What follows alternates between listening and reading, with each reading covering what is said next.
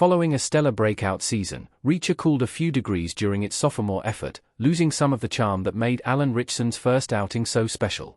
Reacher Season 3 dragged the series back to the top of Prime Video's mountain in early 2025, and that recovery was partly thanks to two very specific creative choices. Annoyingly, these tricks won't have the same impact if repeated in the forthcoming Reacher Season 4. Reacher shouldn't try to top Season 3's impressive Powlai fight.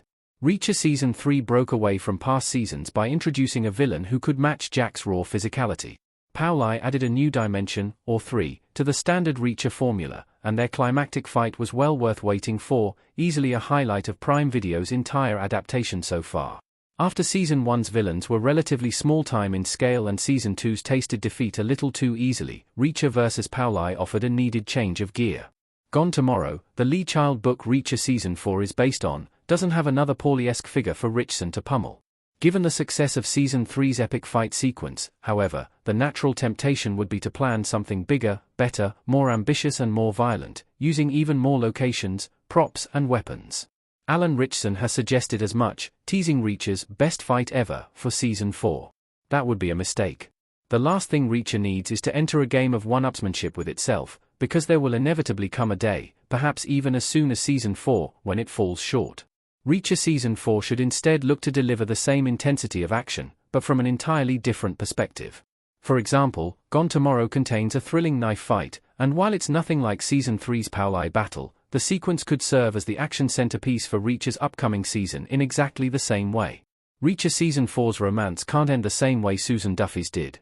At this point, Prime Video's Reacher has a bit of a love interest problem. While it's faithful to Lee Child's character, the idea of Reacher finding a new love interest each season before leaving them in the finale is becoming repetitive. Even worse, it's portraying Alan Ritchson's character in a negative light, and the Reacher TV show is running out of ways to effectively work around that. By virtue of being the debut season, Season 1 got away with it. Reacher leaving Roscoe proved to be one of the series' strongest emotional beats and felt like the perfect end to their affair. Season 2 skirted around the issue by having Jack Reacher cozy up with an old friend. Carla Dixon knew all about Reacher's restless lifestyle, so she never expected their tryst to have a long-term future. Reacher found an even better solution to the now traditional awkward goodbye moment in Season 3's finale.